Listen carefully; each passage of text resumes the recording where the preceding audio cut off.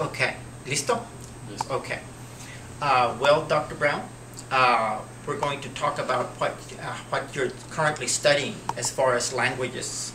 And as I understand it, at least from what I've seen, it looks like you're really trying to catch up more on your French, trying to improve your French more now that you're into that area now. Well, that's a major objective of mine, is to bring my level of proficiency or fluency or whatnot in French up pretty much to the same level as Spanish. Whether I can obtain the school or not, I don't know, but I think it's the process is worth it.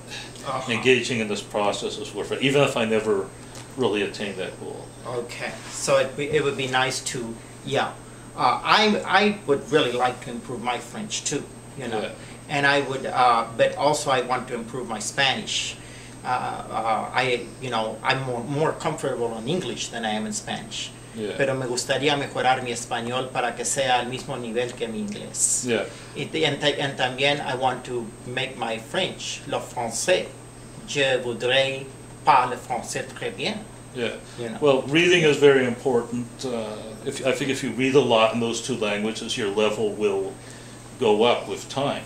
Yeah. And also, fortunately, now we have the internet, and we have the YouTube, and the advantage, of course, of the YouTube is you can watch short pieces of cultural information or whatnot, and watch their lips. It's not just a matter of hearing the language. It's a way of it's a matter of seeing points of articulation, which you can. You can watch people's faces. And I have a prescription from the Alsace, for instance, a news program from the Alsace, which is some very good French. And it's wonderful because I can get all kinds of European news in that language. And my level of comprehension is very good. I would say so at about 95%, which is not bad. Oh, that's awesome. Well, you know, I noticed too that you had mentioned that there's this thing called assimil. Yeah, Can you assimil explain is a little great. bit about this and how that relates to your, learning French and other languages as well, and maybe you can demonstrate one of the books there. Yeah, I have two of them here. Yeah. Here are two books I spent the morning with. I did it this morning. I alternated between these two books. So I was alternating between a Malayo-Polynesian language and the Bantu language. Oh, two different languages from two different parts of the world. But not that far apart, because Madagascar is not that far from Africa. Exactly, because the Polynesian languages spread throughout the Pacific, Yes, and they ended up in that part of Africa, Western Africa. And not only that, wow. but all of Madagascar acquired the same language. Wow, In that is in amazing. olden times, yeah. So basically, the Polynesian languages, which are called Austronesian, I believe. Austronesian languages, Austronesian. they spread over thousands of miles over all this archipelago of islands, Yeah. all throughout the Pacific, ending up as far as Africa. That Yeah, is those guys- amazing. Yeah, those guys must have been incredible navigators. Wow. And think of the primitive technology. They were amazing navigators of the ocean. Yeah. Amazing seafaring type people. Exactly. They knew the ocean. We Yes. know that this language has close connections with two languages spoken in Borneo. Okay. And I was able to determine this morning, I mean, it's a discovery for me, it's probably not a discovery for the linguist, but this morning I discovered two words in Malagash which are very similar to words in Indonesian.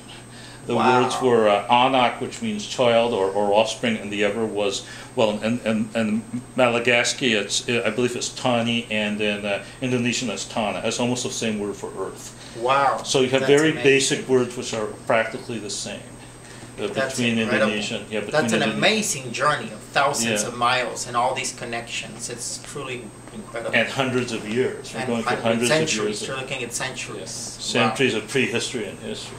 That is amazing. And that's part of the reason why I like studying languages so much, because you learn so much in addition to just the vocabulary or Well, the language itself, the language right. itself, the morphosyntactic structures or whatever.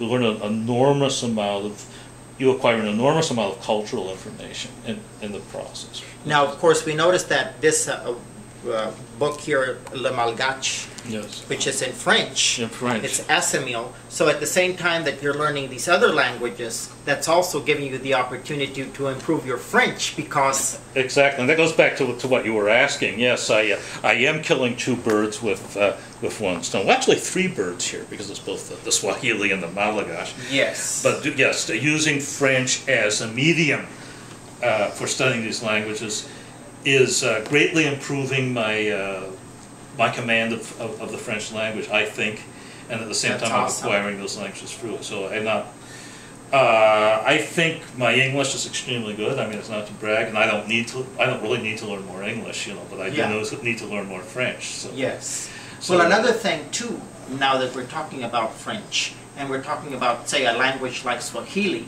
which is pretty much a lingua franca in parts of Africa. And it has connections to the eastern part of Africa, around Tanzania and those areas.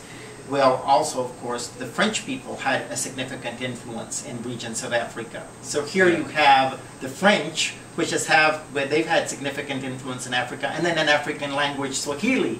So that's kind of like an interesting connection. Yeah, there was also German influence, because the Germans were I believe in Tanzania for a while, and that had an influence on Swahili. Well, one thing that I find interesting is I'm interested in different ways of learning languages, like assimil, for example, and also there's that other, the Pimsleur method. Pimsleur is very good.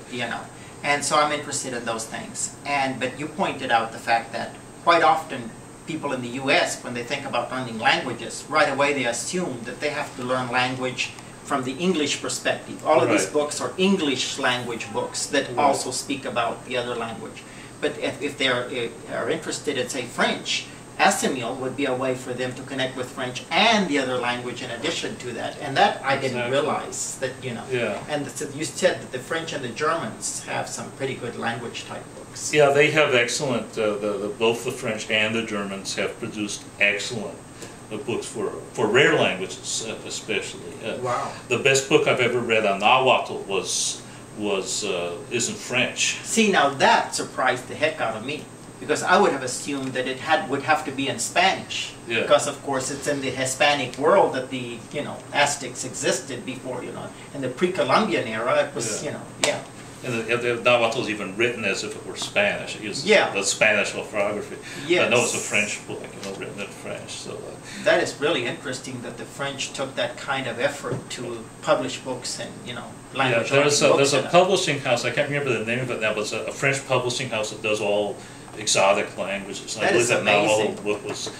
That's something that I would not have ever thought. I would have never considered that even as a possibility. So that's just like amazing. Well, Professor Arguelles has a video on that if you want to know more about it. I think he has several videos. Oh wow, that is awesome. Do you have it on your YouTube channel, Alkantre? Well, you can connect to Arguelles through my channel. Okay, that's great. Well, I think that's probably enough for this interview. Yes.